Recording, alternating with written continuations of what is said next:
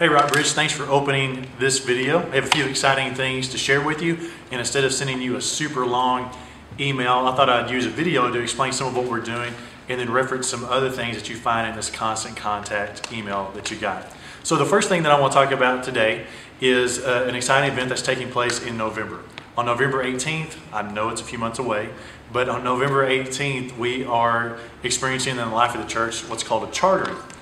And a charter in the life of the United Methodist Church is what happens when a church that had been planted, and remember that part of our history as a church is that Michelle and I moved down here in the summer of 2007 to start this church on behalf of the United Methodist Church.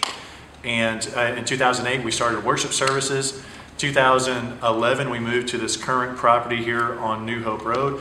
And now the United Methodist Church has looked upon what we're doing, transforming the world, how we're making disciples, how we're caring for one another, and also how our financial stability is. And they've deemed us great candidates to charter, which means that we will now become not a new church start, but now a full-fledged congregation. And that's a praise God moment. That's something that we need to celebrate. We need to say yay God for, because it's the Spirit of God working through each one of you and bringing you to Rockbridge that's made all the difference in the world. So let me explain something or some of the stuff that goes on behind the scenes in order for us to charter. In order for us to charter, part of that process is us developing a more formal system or organization of how we do things.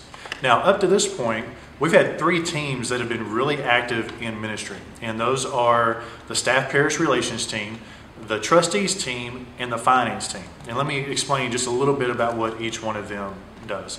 The staff parish relations team works as a group that helps make sure the staff is exactly what we need as a church, and make sure that the staff is trained, and make sure that yearly pastor evaluations are taking place and are submitted to the United Methodist Church.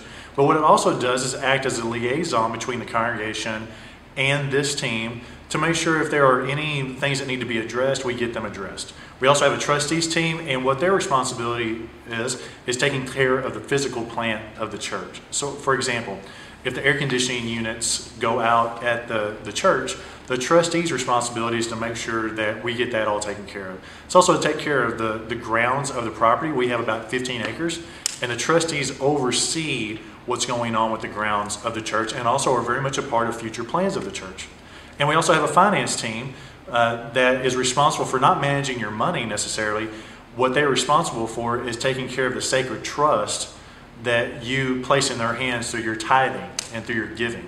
And as Rockbridge partners, you need to know that between all those 3 teams, these are people within the church that are in leadership that help make sure that everything is going the way it needs to, so that we can accomplish our mission as a church, which is to transform the world. And so as we get ready to charter, what that means is that these 3 teams that have been currently in service, they become more formalized. And also in addition to that, we are going to be forming our first administrative board.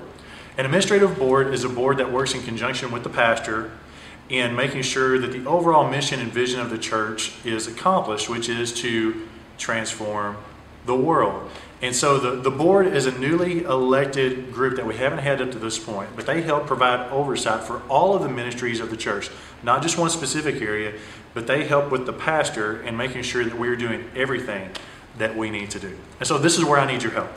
We're going to be entering into a time of nominations, and this is where I need your help. Contained in this email that you received this video, there's a couple things I want you to look at.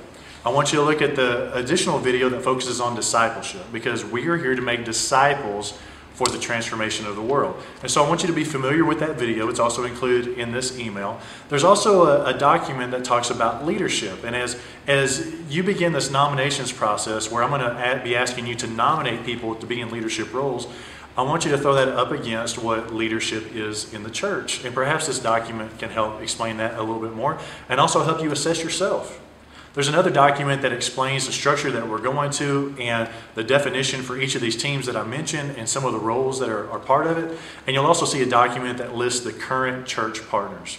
So what I need you to do is to go through that partner list, and I need you to nominate people who you think are leaders in the church that would work in conjunction with the pastor to make sure that we as a church and also as a staff are doing everything that we need to do to make disciples of Jesus Christ for the transformation of the world.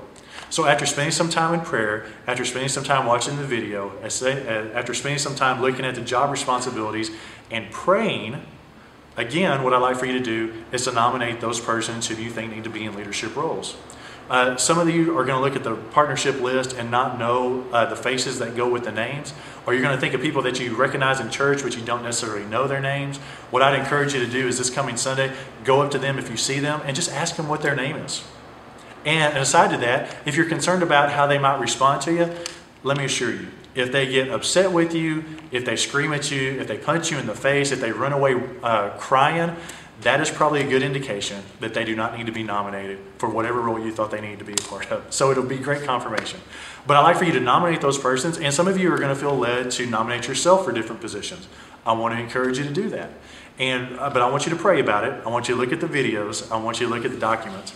And I want to make sure that this is something that these people are people that you feel led to nominate. And we're going to have a time frame that we're going to try to do this by.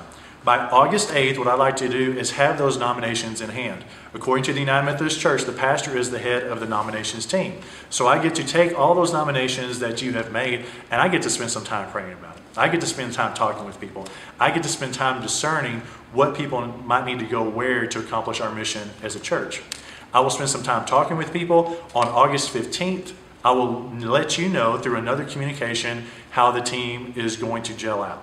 And then what I like to do is starting September 1st to have the administrative board as well as those 3 teams solidified and to begin the work of ministry. Now, you remember we're going to charter in November, but I'd like for this group to begin working in September so that for September and October and November they can begin to get a feel for what their responsibilities are and a feel for how this new system works. That way, on November 18th at the charting, they will officially become the leadership of the church starting January 1st all the way through the next calendar year. Now, I know for some of you, you're already getting bored with this video. The whole idea of systems and organization don't appeal to you very much, but I want to let you know something. Our job as a church is to make sure that we are making disciples of Jesus Christ for the transformation of the world.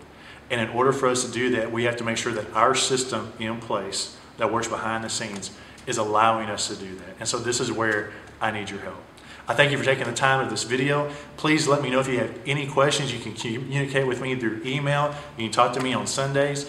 I would love to answer any questions that you have. This is a huge transition time in the life of the church, but I want you to play a part in it. I love my church. I love what God is doing through this church.